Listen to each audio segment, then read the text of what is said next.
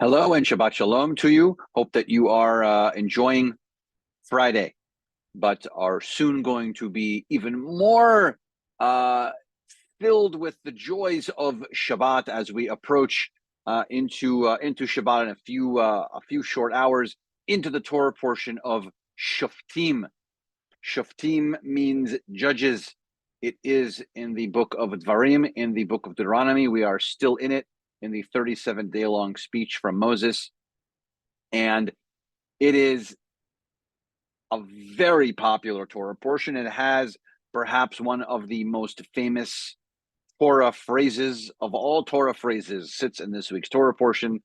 And that, of course, based on the idea that it is about judges, is the term tzedek, tzedek tirdof, justice, justice shall you pursue.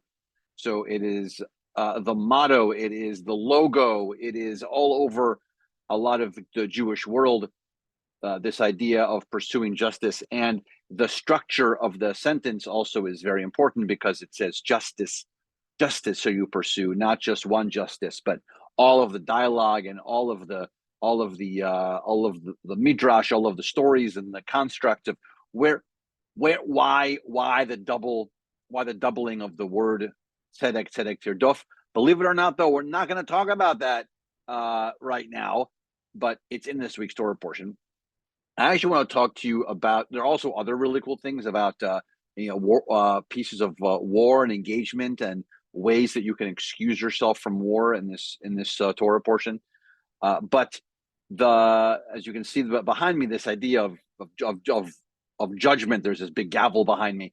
But I want to talk to you about the Torah portion specifying witnesses and how important a witness is, and how important what a witness says and does is for any conversation, and particularly Jewish ones and Jewish proceedings, essentially, because it all comes from this week's Torah portion. The construct of a lot of law, and particularly Jewish law, comes from this week's Torah portion. And so it talks about the idea of two witnesses who have to be there and available to judge on various matters.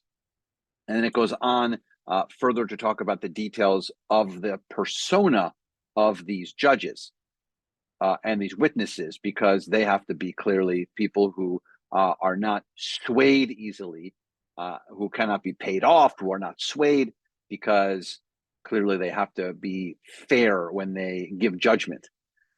This, of course, lends itself to the future concept of the ketubah, right? The marriage document, the marriage license, the Jewish marriage license, where you need two witnesses, at least two witnesses, to sign the document. And according to traditional views on this, they have to be Jewish and over the age of 13, and neither really should be anywhere related to the people getting married. So there are nuances to all of that, but I want us to just think about on the Shabbat, not only this incredible these concepts that I'm mentioning, and the idea of Shoftim, but I want to talk about, do we think individually we are the right pedigree to be these witnesses because of the incredible weight and import they carry? Do you think that you and me, right, us, are we equipped to be the people who would be the witnesses to sign a document, to be prepared to stand up for a particular situation? And then in that, of course, are we, justice shall we pursue? Are we pursuing the justice as we should? I'll leave that with you. If we think we're ready to take on that very large challenge. And it's much more than let's say reporting to jury duty, because that's a much larger construct in which you're surrounded by other people, and it's the system of it is governed by something else. This is a much deeper, more personal way that you would have to be a witness. So we'll think about that. Look forward to seeing you soon. Services are at 6:30 tomorrow morning. Our service This is the last week of our summer hours. So tomorrow is still 9 a.m., but it is the last 9 a.m. for our Shabbat morning service and Torah study. And this is also the last Shabbat that we are in the chapel. So still in the chapel tonight, but then starting next week, we're going to have our back to shul, and we're going to move back into the sanctuary, and our morning study will go back to 8:30. See you soon. Shabbat shalom.